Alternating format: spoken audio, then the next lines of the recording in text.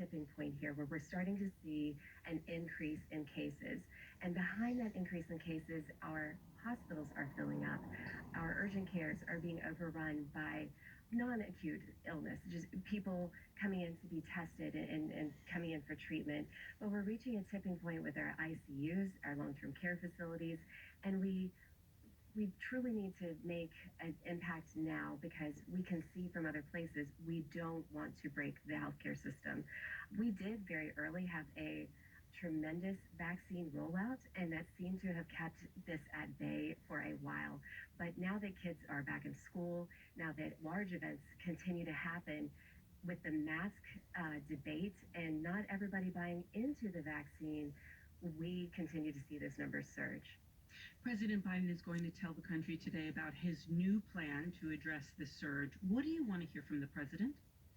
I would love to hear a big initiative where everybody gets on the same page. First of all, we need to address what's going on in schools. Clearly, this is a mechanism of spreading of COVID.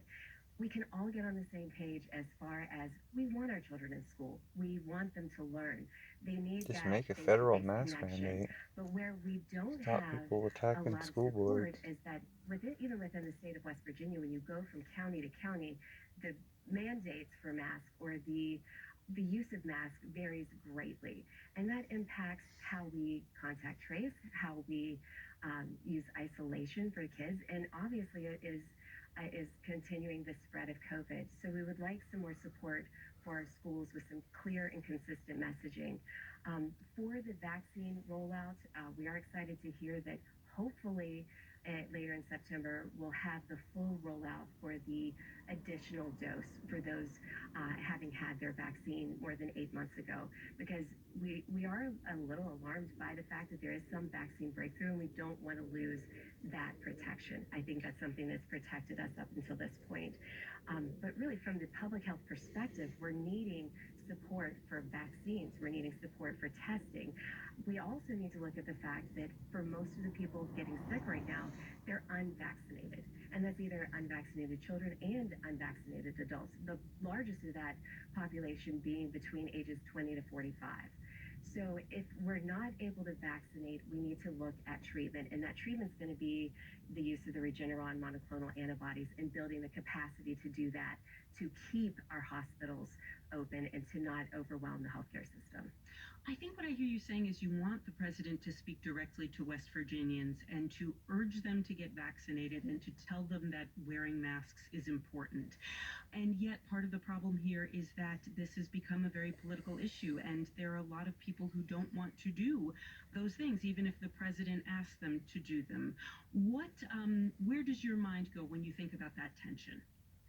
When I think about the tension, we have to go back to what is our ultimate goal here and what is the message coming from others. Now, as far as the schools being open, we all want schools to be open. We all want kids to be safe. The part that we're not getting right is the fact that there is a debate about masks. We need to look to the healthcare community and to our healthcare providers, our public health officials, the people that have studied COVID and have been in this fight for almost 20 months.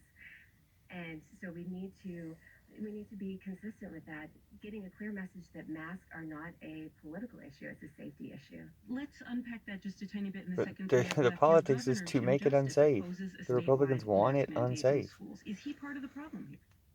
What we're looking at, it's being left up to the local counties, and so that does create a little bit of discord across county governments, and that puts a lot of pressure onto local health officials, So which do it. are getting Who've already been pressured bombarded enough. Just by do a both national sides of the mask issue. mandate. So we would How hard appreciate is that? consistent Like, messaging. who would it hurt? Dr. Sherry Young, the interim executive director